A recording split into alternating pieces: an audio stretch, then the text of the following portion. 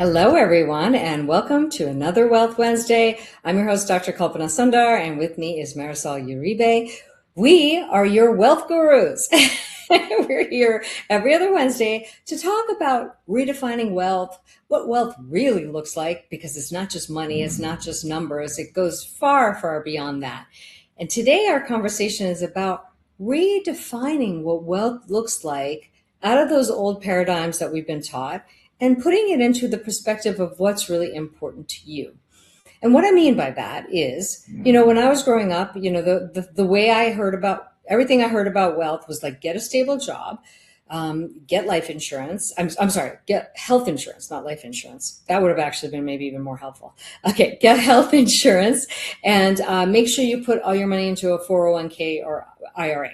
And make sure you buy property. Those were the financial that was all the financial advice that I kind of received. Oh, and save like crazy. Don't spend much. Try to just save like crazy. Okay? So these were the things that were passed down to me from my, parents. And I don't know, I really looked at all that and I said, the hell with that. I don't know if that really sounds right to me. There's got to be more than this. And so I kind of shifted everything to create a life that really works for me. So I'll let you take it from there because I know you've seen a Yeah. lot of this too. Oh, yeah, that's really good. Growing up, it was about having three jobs, having the peace of mind came from the numerical values reflected on your bank statement, and your worth was tied to the numerics, 0 to 10. Then, you can imagine, add more zeros. More Um, self-worth, the more zeros, the more worth you have. better. Yeah, yeah. Well, and also you bring up such a good point. When your money is tied into your self-worth, that is a very dangerous and slippery damn slope to be on. I know, I've been there. I mean, my whole existence was tied to my financial worth. And then, life threw me a couple of curveballs to kind of show me that that wasn't what my worth was all about. I had a business that didn't work well. I had to lose everything and build myself back up. Well, in that, I never thought I'd say I'd be grateful for it, but I am because then I learned to remove my self worth from my net worth. Yes. And you know what?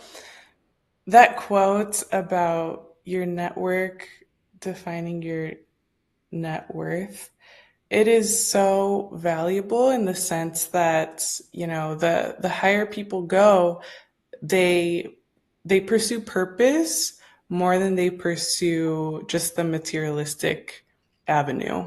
Hmm. And the huge philanthropists of the world, like $1 million can seem like pennies to them, Hmm. or it could seem like feeding thousands and thousands of people with a foundation called, Feeding America, for example. And there's so many examples where people can see money as a resource rather than just a means to a status end that would make that more tangible in the real life for modern society. Yes, right. I love the word that you use. Money is a resource.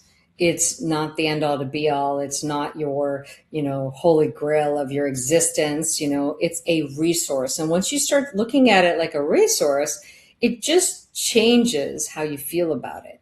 So I don't know. I used to say, I don't know who coined the phrase, make money your slave, not your master. I forget Yes. what book that was in or where I saw, I can't remember, but And that have every dollar work for you. exactly. So make money your slave. So, for example, how I have designed a life. So I was, I recently, I live in a high rise, and I have to say it's something I've never experienced, and I love it. And my whole world changed. And so I had somebody, old world paradigm, thinking, "Oh my God, with for your rent, you could own something." Yeah, I could. But I don't want to own something because when something breaks, it's not my problem. If I want to leave, it's not my problem. If I want to break the lease and leave, I have the freedom to do that. And a lot of my capital isn't tied into some sort of down payment, and I'm not stuck. So this point in my life, that's just not what I want. I've done that. So it's just, that's what I'm saying. Like, we cannot listen to other people to define what our goals are. And I'm not saying owning a home is bad. I mean, I'm not saying I'll never do it again. I'm just saying I don't want to do it right now because it feels like a tether to me. And I'm in a stage of my life where freedom is more important to me than almost anything. And I think it's more important to teach someone how to fish than to not. And so once you've done that, and you could rest assured that they can take care of themselves, and that's oftentimes more valuable too.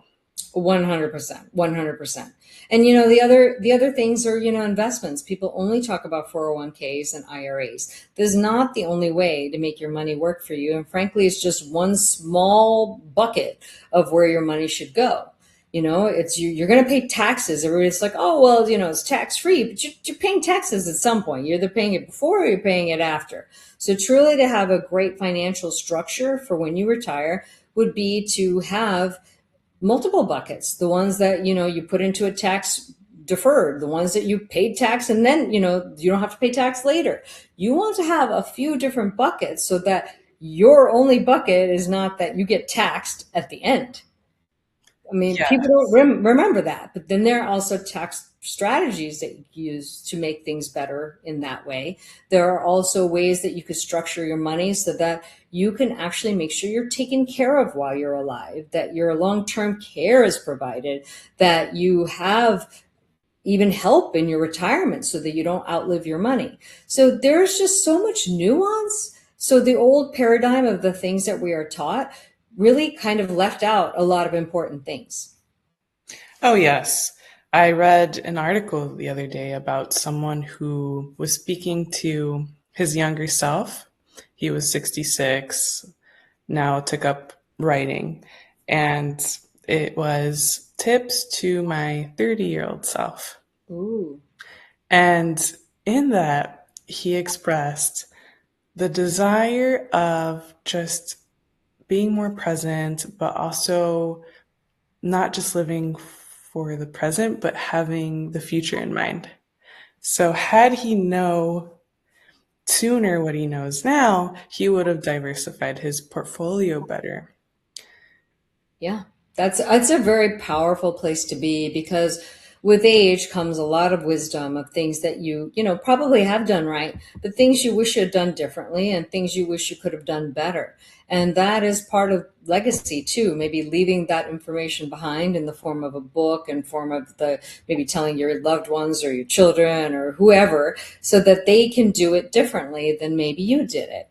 The world has changed. Those methods are very simplistic and frankly very archaic. We're also living a lot longer. So when the last generation said put everything in a 401k and an IRA and call it a day, make sure you got a good job and health insurance, well, the world changed. AI came about. Many people are losing their jobs to AI. So, having a good job, what does that even mean anymore? Jobs can be very unstable anymore. So, the world changes. So advice also needs to change.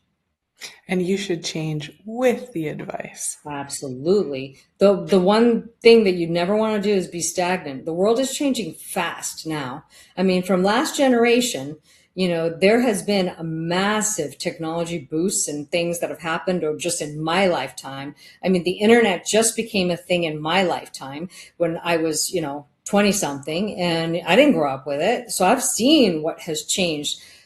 Most people who don't change, I mean, I'm 56, but there are people who are my age that don't know how to use a computer, don't really know how to use AI, don't know how to use technology.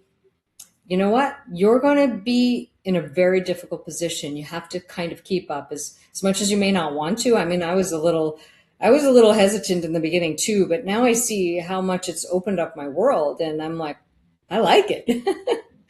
It's a productivity tool designed to help you advance more with your human creations. And I think we should use the resources at our disposal. 100%. Well, look at this. Like, this could be a conversation between you and I and one client. Yeah. Or we can broadcast this now on multiple channels and get this information out to so many other people. And there's value in that. There really is. And, now we're able to get information a lot faster, a lot better. We can see what aligns with us. That's up to us in our own conscious choice. But at least it's out there. So it's huge. So, but yeah, I love having these conversations with you. And I'm just, we're going to be doing this every other Wednesday because I think these are the conversations about wealth that people aren't having and should be having. If it's something that you want to dive into deeper and look at your own finances, I'm popping the link down below so you can actually, book a call. It's actually on my website too, so because sometimes that's hard to grab. But anyway, I can actually post it on the comments in LinkedIn. I think that'll be easier. But in any case, thank you so much, Marisol, for joining me. My Happy pleasure. Wednesday, everybody, and you guys have a fabulous rest of the day, and we'll see you next time. Until next time. Bye.